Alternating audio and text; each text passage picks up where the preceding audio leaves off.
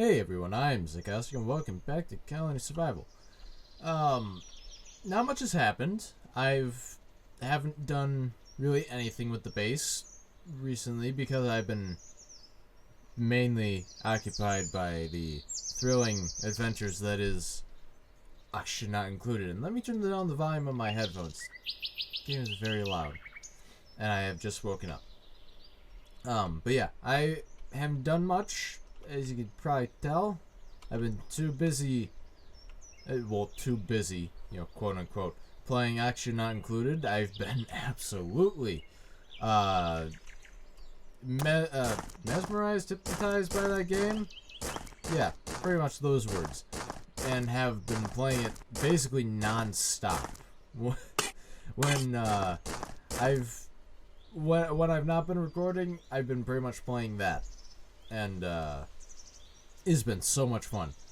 You guys, the videos that I've posted on Action Not Included has been like the tip of the iceberg on what I've done with the worlds and everything. I've basically been relearning how to play the game, doing different things, testing different things on different worlds. And I gotta say, I think I've almost got it down. I think I almost do. Not positive, but given the time, I think I've almost got down the solution to some of my biggest problems in that game, which is temperature is one, and germs being the other. Also, infinite oxygen supply. That one I'm still having a bit of trouble on, but I'm getting there. But yeah, I'm figuring that stuff out, which, very, very good for me. Very good for me for figuring that stuff out. Makes it more enjoyable. Like, it's been a bunch of different... I've been testing a bunch of different things on a bunch of different worlds, and so far, my favorite one has got to be the, it's the ice world. I forget what the actual name for it is, and actually not included, but it's the ice world where everything is cool. And the entire place is cold, except for, like, the little initial printing pod area. Sorry, you couldn't see that, but I was gesturing with my hand. That's why the mouse was moving. It's the initial, like, little printing pod area, right in the center. That's the only spot that's, like, 12 degrees Celsius in the entire area, unless you get to like a vent or a geyser. And if you get to a vent or a geyser, it's amazing.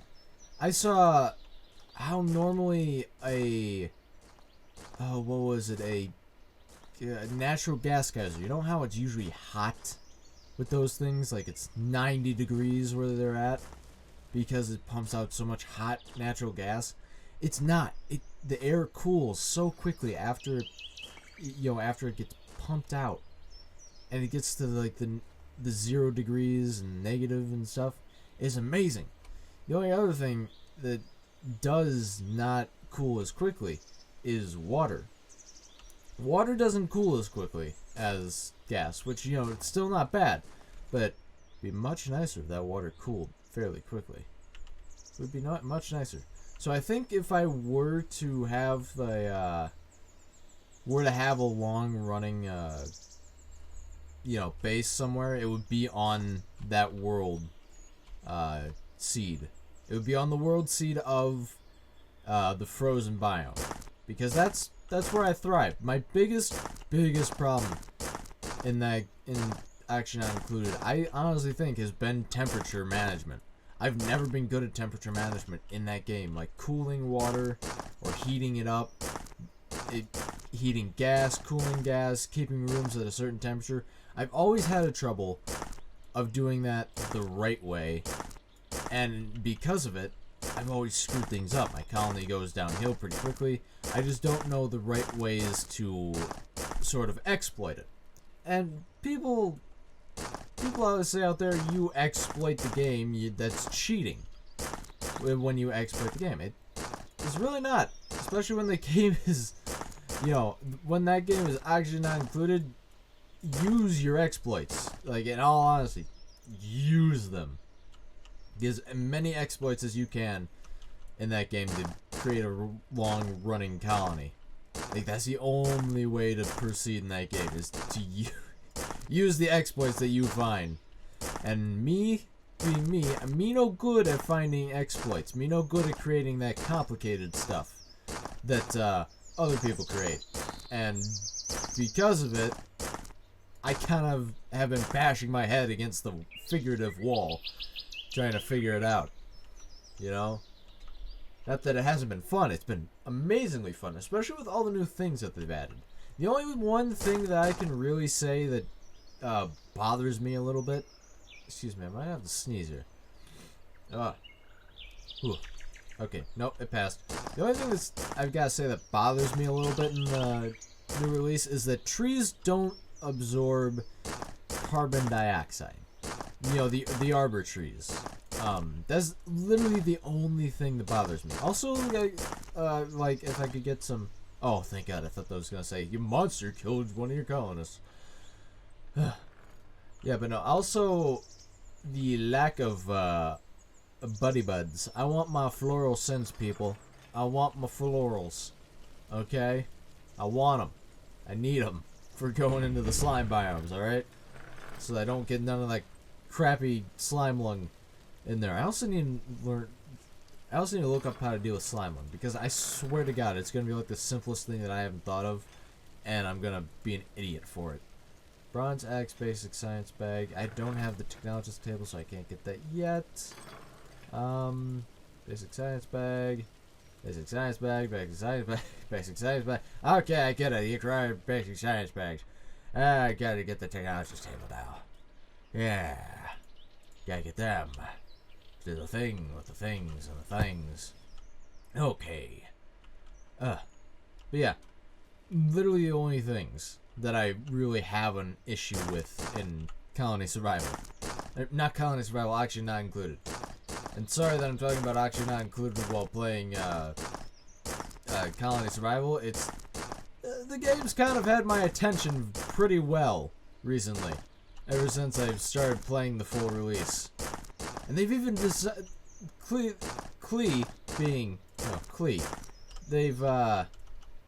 they haven't added everything that they want to add in that game. Kind of like they still do with Don't Starve, and you know how long that game's been out. They're gonna add more things to actually not included, and more improvements, more things, and I honestly can't wait. I'm super excited because I love actually not included. I love the premise of it. I love the flow of it. It's just that I'm not good enough to create a sustainable colony. Like, I can run it. If I had to guess, I'd say if I tried my hardest, I could probably run a colony for roughly 300 cycles. If I had to take a guess, I would say roughly 300 cycles if I had low duplicate count and managed my oxygen pretty well. Because that would be my main thing, is oxygen. But if I managed to find ways to exploit the game to make that easier, I think I could get pretty high up numbers in how to complete the game. Especially if you're in that cold biome, like I said, and you've got the geoactive trait on that biome. If you've got the geoactive trait, that means you're gonna have more geysers, more vents like natural gas, polluted gas, steam, saltwater geysers, volcanoes. It's gonna be amazing. Or, well, I guess volcanoes would be a bit different. Also, if you can get a volcano in that biome, like an iron or a copper volcano, holy crap, you're gonna be set for quite a while. You're gonna be swimming in both heat and iron and copper power, basically. I don't know. I looked at what I could do with a volcano, and someone on a thread was saying, use volcanoes for power. I'm not entirely sure how I use volcanoes for power, but as it's getting to be nighttime, I'll see you all in the morning, and we'll continue this conversation. Okay, and it's morning again in the world of colony survival. So back to our conversation about, what was it, volcanoes being used for power? Was it, I believe? I don't know, the time difference for you and I, it's been like 4 minutes for me of having to concentrate killing monsters and stuff. But yeah, I was looking at it, and someone was saying use volcanoes to generate power. Now, I wasn't entirely sure what they meant by using volcanoes to generate power, but they were like, the person who posted the thread, it was, you get oil, you like create a system, get oil, use a volcano, and you create like this, you create a system, I guess, where you how do I want to put this? You would use the heat off put by the volcano, you know, creating the liquid iron, molten iron until it cools down, as a heating source to boil the oil. You boil the oil. Yeah, you'll boil the oil. I hate how that rhymes. So that it'll create petroleum.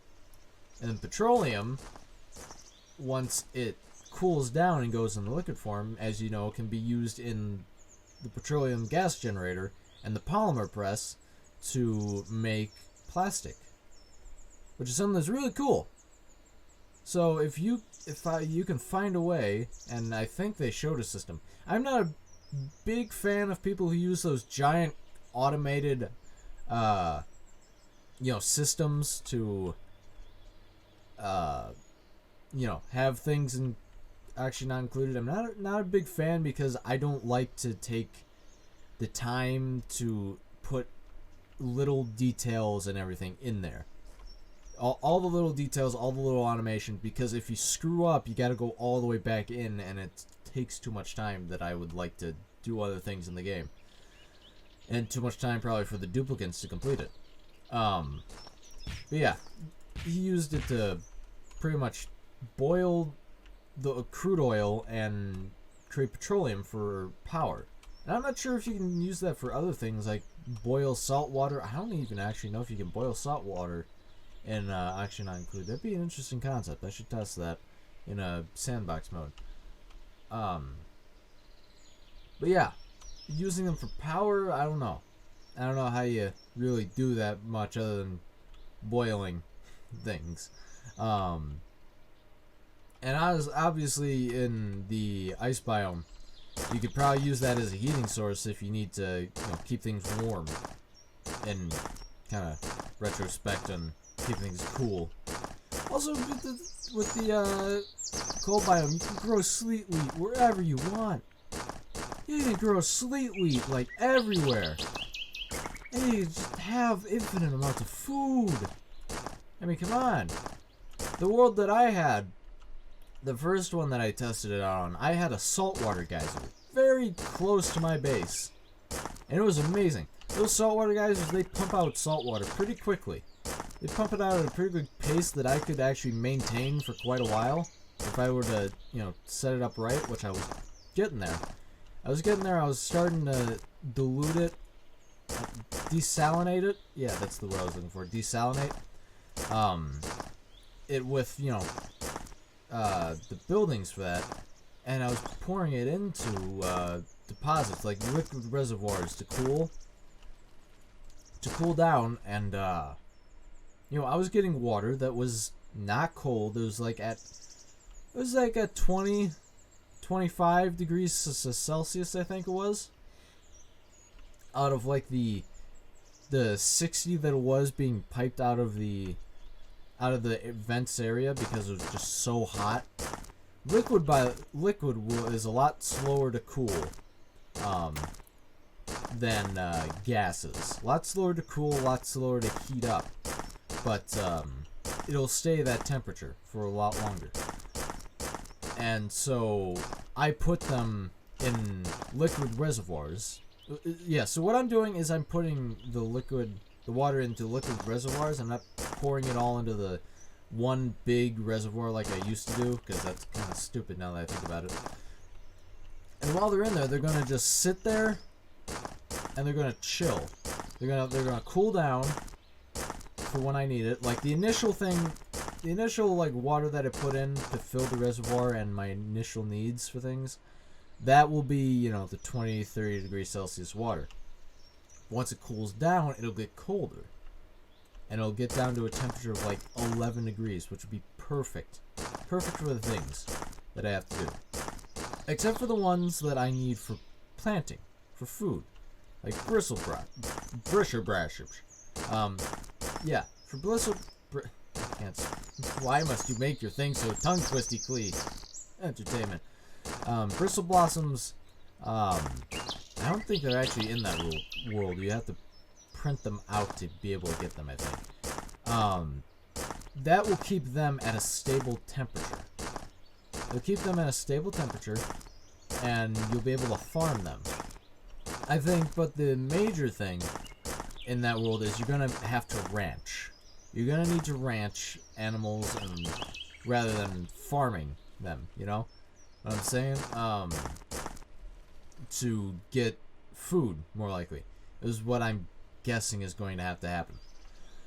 So with that, you know, that would probably be my solution to any hunger that happened, because I wasn't doing too good on food in that game. Food and I think a little bit of oxygen were my downfall the first time I played the ice biome, and oxygen not included. But I think if did I really just lisp there?